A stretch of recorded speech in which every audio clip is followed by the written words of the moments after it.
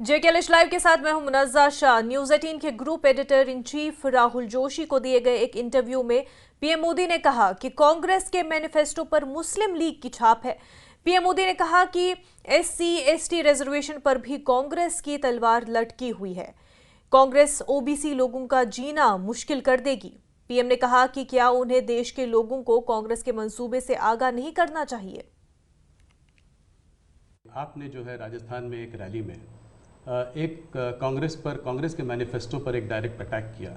आपने ये तक कहा कि इनका एक स्कीम है जिससे कि ये वेल्थ डिस्ट्रीब्यूट करना चाहते हैं, ये पता लगाना चाहते हैं किसके पास कितनी जमा पूंजी है, किसके पास कितना पैसा है, किसके पास कितना सोना है, सिल्वर है, चांदी है, और उसको वो मुसलमानों में और घुसपैठियों में बांट देना चाहते हैं।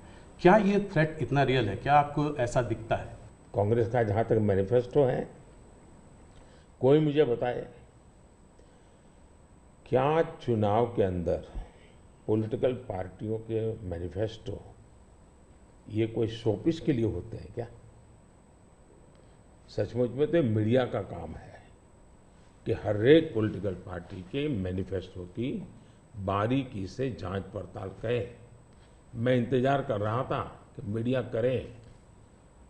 पहले दिन मैंने एक कमेंट तो कर दिया था जी। मैं कोई आज कर नहीं रहा जी।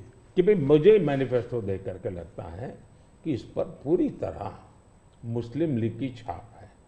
तो मुझे लगा कि मीडिया चौंक जाएगा, जो एनालिसिस करने वाले चौंक जाएंगे, लेकिन पता नहीं अब उनकी व्यस्तता कुछ और है। मैनिफेस्टो में उनकी तरफ से जो परोसा गया उतना ही गुड़ी गुड़ी उछालते रहे।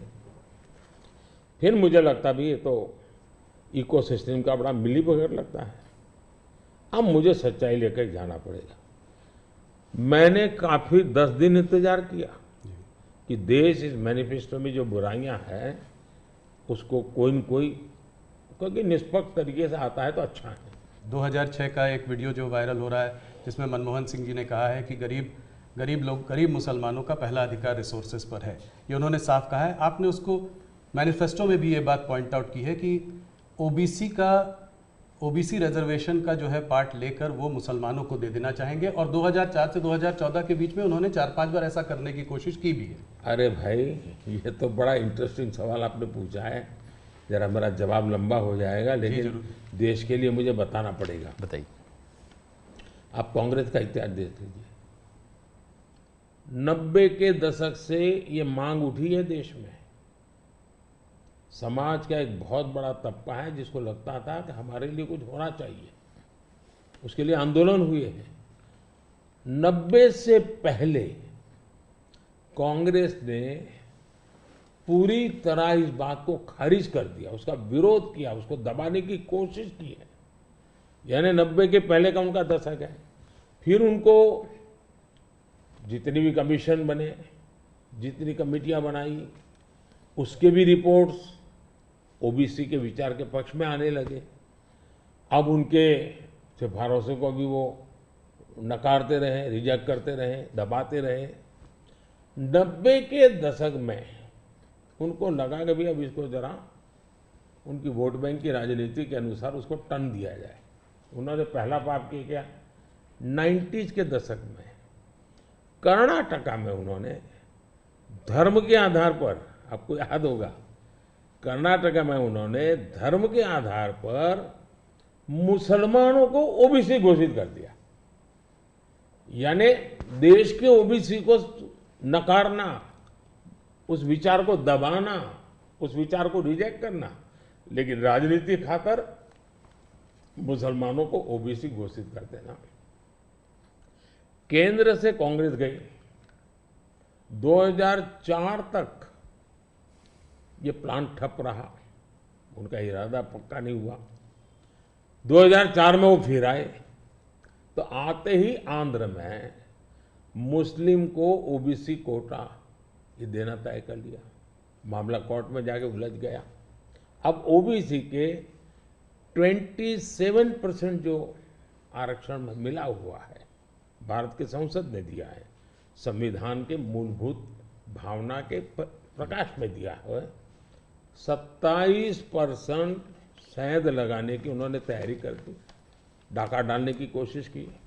2006 में नेशनल डेवलपमेंट काउंसिल की मीटिंग हुई थी एनडीसी की। मनमोहन जी के बयान पर बहुत बड़ा हंगामा हो गया।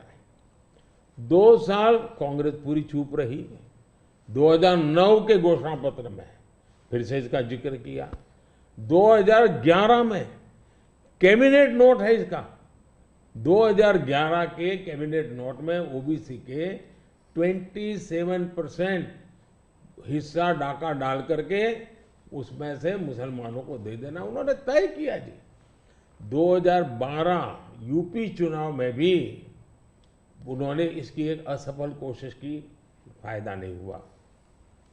2012 आंध्र हाईकोर्ट ने इसको रिजेक्ट कर दिया, रद्द कर दिया, कानूनी जजमेंट आ गया। एससी में गए, सुप्रीम कोर्ट में गए, वहां भी उनको कोई रिलीफ नहीं मिला।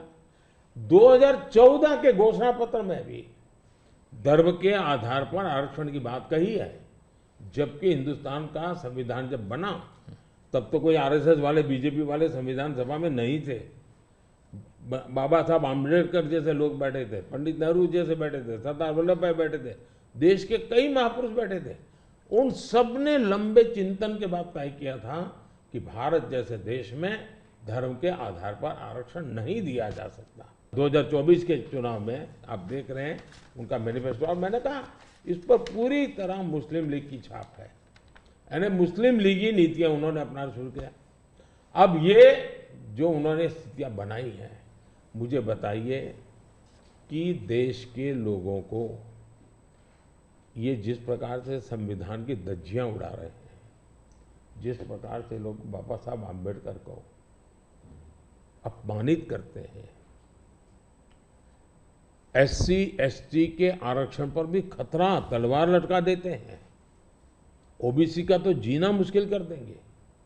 क्या मुझे देश की जनता को प्रशिक्षित करना चाहिए कि नहीं करना चाहिए?